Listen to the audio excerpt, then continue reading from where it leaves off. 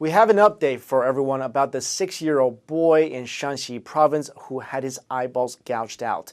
What police are saying now is that the person responsible for the assault was the boy's aunt, Zhang Huiying, who later committed suicide on the morning of August 30th by jumping into a well.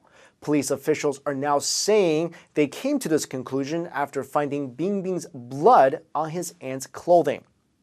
Zhang's suicide soon sparked suspicion that she was the actual assailant, but this was denied by Bingbing's family, who said the person Bingbing described had an unfamiliar accent and had gold-colored hair.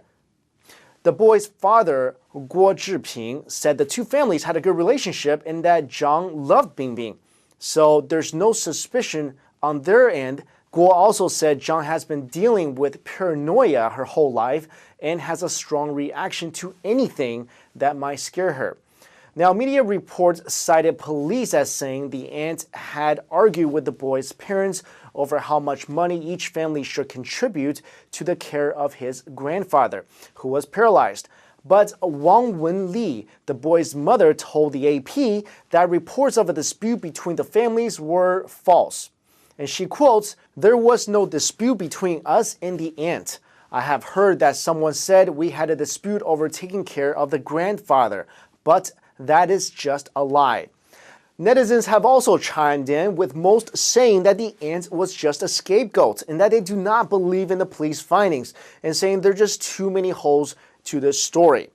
Well, at least a silver lining could be found. A leading Hong Kong eye expert, Dennis Lam, visited Bingbing in the hospital and said that his hospital will treat him for free over the years ahead and hopes to eventually help him see with a pair of electronic eyes.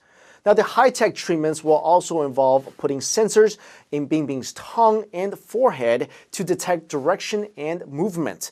But the boy may have to wait 10 years before he can receive electronic eyes that enable him to see light and shapes through signals sent to his optic nerves. Of course, there is no guarantee that this may work. Bingbing's eyes may be infected. They still don't know the condition of his eye sockets, but at least there is a ray of hope for Bingbing to see down the road.